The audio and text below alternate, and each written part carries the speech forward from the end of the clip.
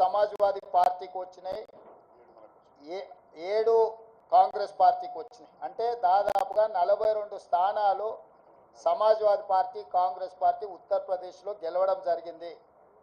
రెండవది ఫైజాబాద్ పార్లమెంట్.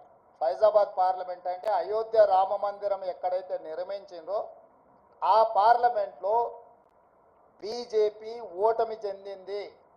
అంటే రాముడి పేరు మీద ఎన్నికల ఓట్ల యాచక వృత్తి చేపట్టడాన్ని రాముడు కూడా క్షమించలేదు.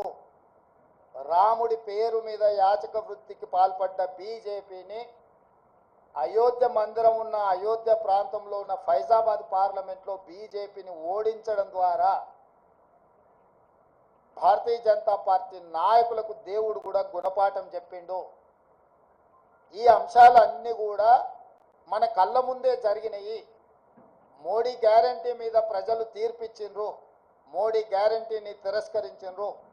రాముడి తలంబ్రాల పేరు మీద ఓట్లు కొల్లగొట్టాలని చూస్తే రామ మందిరం నిర్మించిన అయోధ్య ఉండే పార్లమెంటు నియోజకవర్గం ఫైజాబాద్లోనే బీజేపీని ఓడించడం జరిగింది, ప్రజలు తిరస్కరించడం జరిగింది. కాబట్టి దేవుడి పేరు మీద ఓట్లు పొందాలన్న దురాశ బీజేపీకి మంచిది కాదు. ఇవన్నీ కూడా ప్రజలు ఇచ్చిన తీర్పు. ఈ తీర్పును దృష్టిలో పెట్టుకొని మనం అందరం కూడా భవిష్యత్ కార్యాచరణను నిర్ణయించుకోవాలి.